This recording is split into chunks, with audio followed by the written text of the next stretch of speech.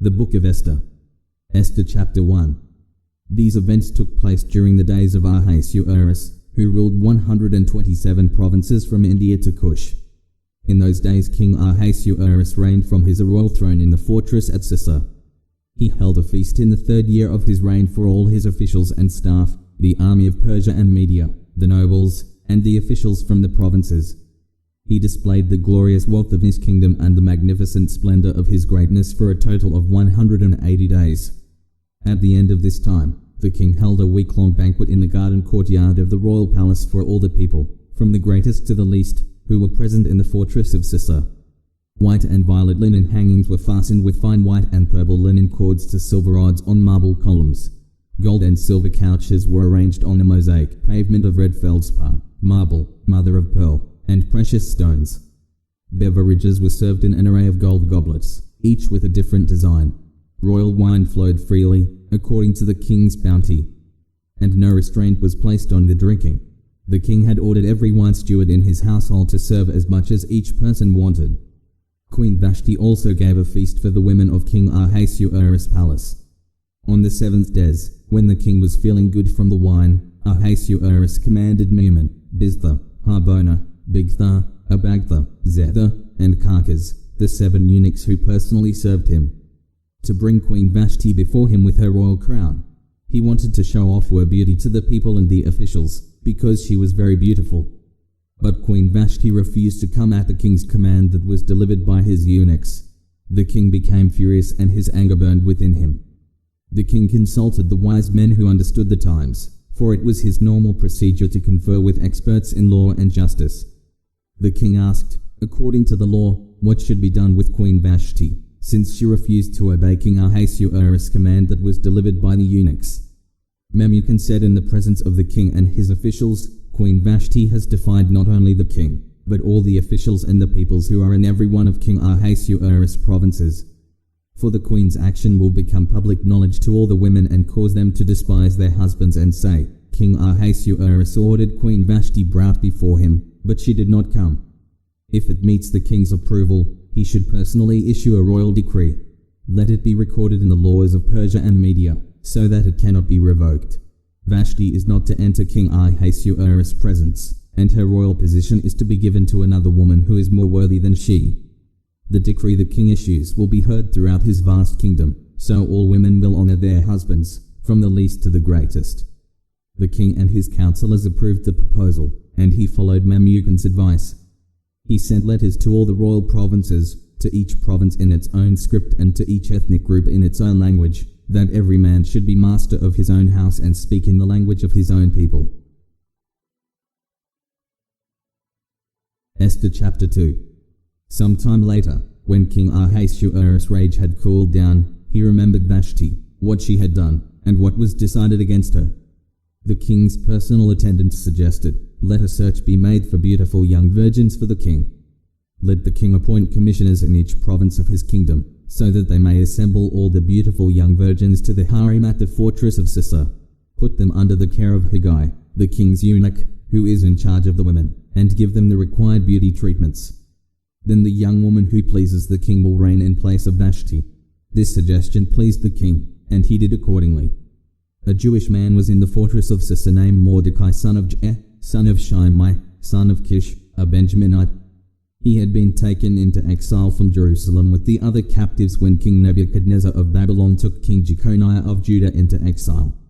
Mordecai was the legal guardian of his cousin Hadassah, that is, Esther, because she didn't have a father or mother. The young woman had a beautiful figure and was extremely good-looking. When her father and mother died, Mordecai had adopted her as his own daughter. When the king's command and edict became public knowledge, many young women gathered at the fortress of Susa under Haggai's care. Esther was also taken to the palace and placed under the care of Haggai, who was in charge of the women. The young woman pleased him and gained his favor so that he accelerated the process of the beauty treatments and the special diet that she received. He assigned 7 hand-picked female servants to her from the palace and transferred her and her servants to the harem's best quarters. Esther did not reveal her ethnic background or her birthplace, because Mordecai had ordered her not to. Every day Mordecai took a walk in front of the harem's courtyard to learn how Esther was doing and to see what was happening to her. During the year before each young woman's turn to go to King Ahasuerus, the harem regulation required her to receive beauty treatments with oil of myrrh for 6 months and then with perfumes and cosmetics for another 6 months. When the young woman would go to the king, she was given whatever she requested to take with her from the harem to the palace. She would go in the evening, and in the morning she would return to a second harem under the supervision of Shashgaz, the king's eunuch in charge of the concubines. She never went to the king again, unless he desired her and summoned her by name. Esther was the daughter of Abihail, the uncle of Mordecai, who had adopted her as his own daughter. When her turn came to go to the king, she did not ask for anything except what Haggai, the king's trusted official in charge of the harem, suggested. Esther won approval in the sight of everyone who saw her. Esther was taken to King Ahasuerus in the royal palace in the 10th month, the month Tebeth, in the 7th year of his reign. The king loved Esther more than all the other women. She won more favor and approval from him than did any of the other virgins. He placed the royal crown on her head and made her queen in place of Vashti. The king held a great banquet for all his officials and staff. It was Esther's banquet. He freed his provinces from tax payments and gave gifts worthy of the king's bounty. When the young women were assembled together for a second time, Mordecai was sitting at the king's gate. Esther still had not revealed her birthplace or her ethnic background, as Mordecai had directed. She obeyed Mordecai's orders, as she always had while he raised her. During those days while Mordecai was sitting at the king's gate, Bigthan and Teresh, 2 eunuchs who guarded the king's entrance, became infuriated and tried to assassinate King Ahasuerus. When Mordecai learned of the plot, he reported it to Queen Esther, and she told the king on Mordecai's behalf. When the report was investigated and verified, both men were hanged on the gallows. This event was recorded in the court records of daily events in the king's presence. Esther Chapter 3. After all this took place, King Ahasuerus honored Haman, son of Hammedatha the Agagite. He promoted him in rank and gave him a higher position than all the other officials. The entire royal staff at the king's gate bowed down and paid homage to Haman, because the king had commanded this to be done for him. But Mordecai would not bow down or pay homage. The members of the royal staff at the king's gate asked Mordecai, "Why are you disobeying the king's command?" When they had warned him day after day and he still would not listen to them, they told Haman to see if Mordecai's actions would be tolerated, since he had told them he was a Jew. When Haman saw that Mordecai was not bowing down or paying him homage, he was filled with rage. And when he learned of Mordecai's ethnic identity, Haman decided not to do away with Mordecai alone. He set out to destroy all of Mordecai's people, the Jews, throughout Ahasuerus' kingdom. In the 1st month, the month of Nisan, in King Ahasuerus' 12th year, that is, the lot was cast before Haman for each day in each month, and it fell on the 12th month, the month Adar. Then Haman informed King Ahasuerus, "There is one ethnic group, scattered throughout the peoples in every province of your kingdom, yet living in isolation. Their laws are different from everyone else's, so that they defy the king's laws. It is not in the king's best interest to tolerate them.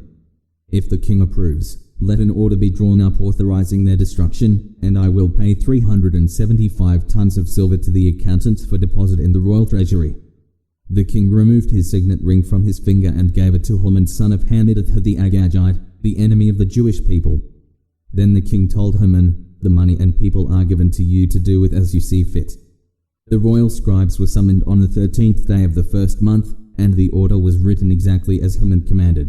It was intended for the royal satraps, the governors of each of the provinces, and the officials of each ethnic group, and written for each province in its own script and to each ethnic group in its own language. It was written in the name of King Ahasuerus and sealed with the royal signet ring. Letters were sent by couriers to each of the royal provinces telling the officials to destroy, kill, and annihilate all the Jewish people of young and old, women and children, and plunder their possessions on a single day, the 13th day of Adar, the 12th month. A copy of the text, issued as law throughout every province, was distributed to all the peoples so that they might get ready for that day. The couriers left, spurred on by royal command, and the law was issued in the fortress of Susa. The king and Haman sat down to drink, while the city of Susa was in confusion. Esther Chapter 4. When Mordecai learned all that had occurred, he tore his clothes, put on sackcloth and ashes, went into the middle of the city, and cried loudly and bitterly. He only went as far as the king's gate, since the law prohibited anyone wearing sackcloth from entering the king's gate. There was great mourning among the Jewish people in every province where the king's command and edict came. They fasted, wept, and lamented, and many lay on sackcloth and ashes. Esther's female servants and her eunuchs came and reported the news to her, and the queen was overcome with fear. She sent clothes for Mordecai to wear so he could take off his sackcloth, but he did not accept them.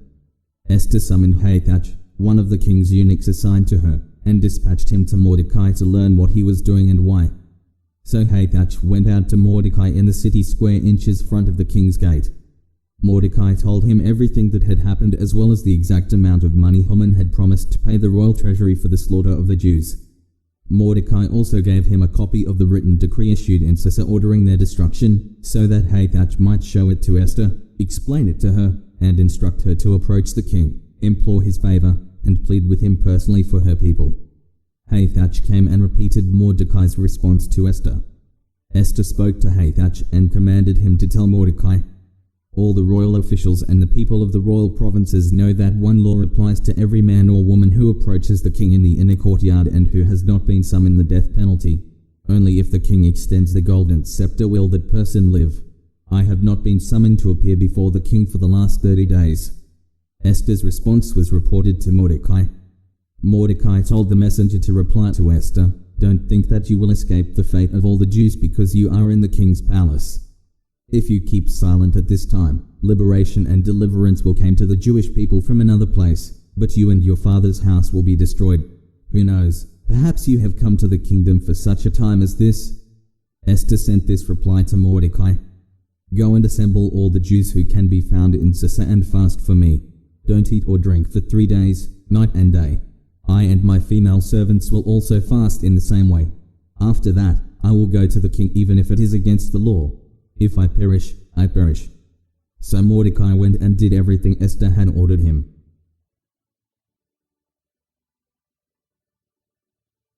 Esther Chapter 5. On the third day, Esther dressed up in her royal clothing and stood in the inner courtyard of the palace facing it. The king was sitting on his royal throne in the royal courtroom, facing its entrance. As soon as the king saw Queen Esther standing in the courtyard, she won his approval. The king extended the golden scepter in his hand toward Esther, and she approached and touched the tip of the scepter. "What is it, Queen Esther?" the king asked her. "Whatever you want, even to half the kingdom, will be given to you." "If it pleases the king," Esther replied, "may the king and Haman come today to the banquet I have prepared for them." The king commanded, "Hurry, and get Haman so we can do as Esther has requested." So the king and Haman went to the banquet Esther had prepared. While drinking the wine, the king asked Esther, "Whatever you ask will be given to you. Whatever you want, even to half the kingdom, will be done." Esther answered, "This is my petition and my request. If the king approves of me and if it pleases the king to grant my petition and perform my request, may the king and Haman come to the banquet I will prepare for them. Tomorrow I will do what the king has asked." That day Haman left full of joy and in good spirits. But when Haman saw Mordecai at the king's gate, and Mordecai didn't rise or tremble in fear at his presence, Haman was filled with rage toward Mordecai. Yet Haman controlled himself and went home. He sent for his friends and his wife Zeresh to join him. Then Haman described for them his glorious wealth and his many sons. He told them all how the king had promoted him in rank and given him a high position over the other officials and the royal staff. "What's more," Haman added, "Queen Esther invited no one but me to join the king at the banquet she had prepared. I am invited again tomorrow to join her with the king. Still, none of this satisfies me since I see Mordecai the Jew sitting at the king's gate all the time." His wife Zeresh and all his friends told him, "Have them build a gallows 75 feet high. Ask the king in the morning to hang Mordecai on it. Then go to the banquet with the king and enjoy yourself." The advice pleased Haman, so he had the gallows constructed. Esther Chapter 6. That night sleep escaped the king, so he ordered the book recording daily events to be brought and read to the king. They found the written report of how Mordecai had informed on Bigthana and Teresh, 2 eunuchs who guarded the king's entrance, when they planned to assassinate King Ahasuerus. The king inquired, "What honor and special recognition have been given to Mordecai for this act?" The king's personal attendants replied, "Nothing has been done for him." The king asked, "Who's in the court?" Now Haman was just entering the outer court of the palace to ask the king to hang Mordecai on the gallows he had prepared for him. The king's attendants answered him, "See, Haman is standing in the court. Have him enter," the king ordered. Haman entered, and the king asked him, "What should be done for the man the king wants to honor?" Haman thought to himself, "Who is it the king would want to honor more than me?" Haman told the king, "For the man the king wants to honor, have them bring a royal garment that the king himself has worn and a horse the king himself has ridden, which has a royal diadem on its head. Put the garment and the horse under the charge of one of the king's most noble officials. Have them clothe the man the king wants to honor, parade him on the horse through the city square, and proclaim before him, 'This is what is done for the man the king wants to honor.'" The king told Haman, "Hurry, and do just as you proposed. Take a garment and a horse for Mordecai the Jew, who is sitting at the king's gate. Do not leave out anything you have suggested." So Haman took the garment and the horse. He clothed Mordecai and paraded him through the city square, crying out before him, "This is what is done for the man the king wants to honor." Then Mordecai returned to the king's gate, but Haman, overwhelmed, hurried off for home with his head covered. Haman told his wife Zeresh and all his friends everything that had happened. His advisers and his wife Zeresh said to him, "If Mordecai, before whom you have begun to fall, is Jewish, you won't overcome him, because your downfall is certain." While they were still speaking with him, the eunuchs of the king arrived and rushed Haman to the banquet Esther had prepared. Esther Chapter 7. The king and Haman came to feast with Esther the queen. Once again, on the second day while drinking wine, the king asked Esther, "Queen Esther, whatever you ask will be given to you. Whatever you seek, even to half the kingdom, will be done." Queen Esther answered, "If I have obtained your approval, my king, and if the king is pleased, spare my life, this is my request, and spare my people, this is my desire. For my people and I have been sold out to destruction, death, and extermination. If we had merely been sold as male and female slaves, I would have kept silent. Indeed, the trouble wouldn't be worth burdening the king." King Ahasuerus spoke up and asked Queen Esther, "Who is this, and where is the one who would devise such a scheme?" Esther answered, "The adversary and enemy is this evil Haman." Haman stood terrified before the king and queen. Angered by this, the king arose from where they were drinking wine and went to the palace garden. Haman remained to beg Queen Esther for his life because he realized the king was planning something terrible for him. Just as the king returned from the palace garden to the house of wine drinking, Haman was falling on the couch where Esther was reclining. The king exclaimed, "Would he actually violate the queen while I am in the palace?" As soon as the statement left the king's mouth, Haman's face was covered. Harbona, one of the royal eunuchs, said, "There is a gallows 75 feet tall at Haman's house that he made for Mordecai, who gave the report that saved the king." The king commanded, "Hang him on it." They hanged Haman on the gallows he had prepared for Mordecai. Then the king's anger subsided.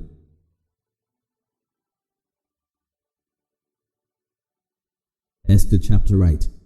That same day King Ahasuerus awarded Queen Esther the estate of Haman, the enemy of the Jews. Mordecai entered the king's presence because Esther had revealed her relationship to Mordecai. The king removed his signet ring he had recovered from Haman and gave it to Mordecai, and Esther put him in charge of Haman's estate. Then Esther addressed the king again. She fell at his feet, wept, and begged him to revoke the evil of Haman the Agagite, and his plot he had devised against the Jews. The king extended the golden scepter toward Esther, so she got up and stood before the king. She said, "If it pleases the king, and I have found approval before him, if the matter seems right to the king and I am pleasing in his sight, let a royal edict be written. Let it revoke the documents the scheming Haman son of Hammedatha the Agagite wrote to destroy the Jews who reside in all the king's provinces. For how could I bear to see the evil that would come on my people? How could I bear to see the destruction of my relatives?" King Ahasuerus said to Esther the queen and to Mordecai the Jew, "Look, I have given Haman's estate to Esther, and he was hanged on the gallows because he attacked the Jews. You may write in the king's name whatever pleases you concerning the Jews, and seal it with the royal signet ring.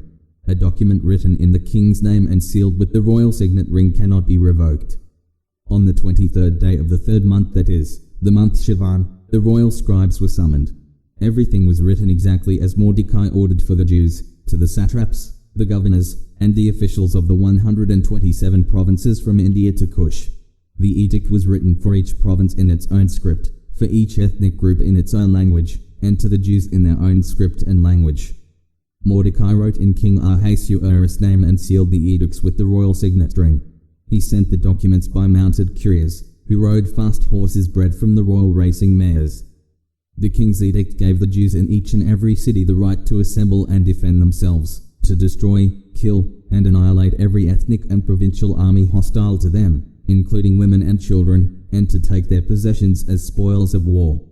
This would take place on a single day throughout all the provinces of King Ahasuerus, on the 13th day of the 12th month, the month Adar. A copy of the document was to be issued as law in every province. It was to be published for every ethnic group so the Jews could be ready to avenge themselves against their enemies on that day.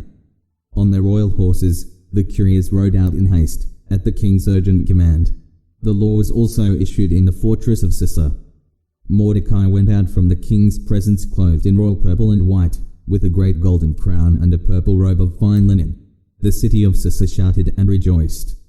And the Jews celebrated with gladness, joy and honor. In every province and every city, wherever the king's command and his law reached, rejoicing and jubilation took place among the Jews. There was a celebration and a holiday. And many of the ethnic groups of the land professed themselves to be Jews because fear of the Jews had overcome them. Esther Chapter 9. The king's command and law went into effect on the 13th day of the 12th month, the month Adar. On the day when the Jews' enemies had hoped to overpower them, just the opposite happened. The Jews overpowered those who hated them. In each of King Ahasuerus' provinces the Jews assembled in their cities to attack those who intended to harm them. Not a single person could withstand them. Terror of them fell on every nationality. All the officials of the provinces, the satraps, the governors, and the royal civil administrators aided the Jews because they were afraid of Mordecai. For Mordecai exercised great power in the palace, and his fame spread throughout the provinces as he became more and more powerful. The Jews put all their enemies to the sword, killing and destroying them. They did what they pleased to those who hated them.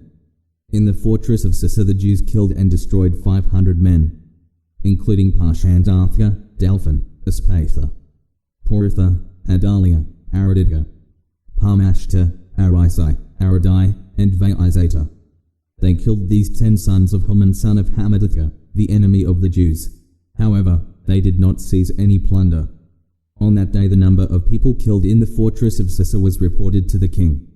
The king said to Queen Esther, "In the fortress of Susa the Jews have killed and destroyed 500 men, including Haman's 10 sons. What have they done in the rest of the royal provinces? Whatever you ask will be given to you. Whatever you seek will also be done."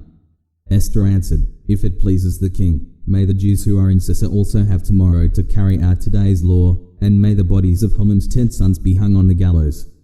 The king gave the orders for this to be done, so a law was announced in Susa, and they hung the bodies of Haman's 10 sons. The Jews in Susa assembled again on the 14th day of the month of Adar and killed 300 men in Susa, but they did not seize any plunder. The rest of the Jews in the royal provinces assembled, defended themselves, and got rid of their enemies. They killed 75,000 of those who hated them, but they did not seize any plunder. They fought on the 13th day of the month of Adar and rested on the 14th, and it became a day of feasting and rejoicing. But the Jews in Susa had assembled on the 13th and the 14th days of the month. They rested on the 15th day of the month, and it became a day of feasting and rejoicing. This explains why the rural Jews who live in villages observe the 14th day of the month of Adar as a time of rejoicing and feasting. It is a holiday when they send gifts to one another. Mordecai recorded these events and sent letters to all the Jews in all of King Ahasuerus' provinces, both near and far. He ordered them to celebrate the 14th and 15th days of the month Adar every year, because during those days the Jews got rid of their enemies.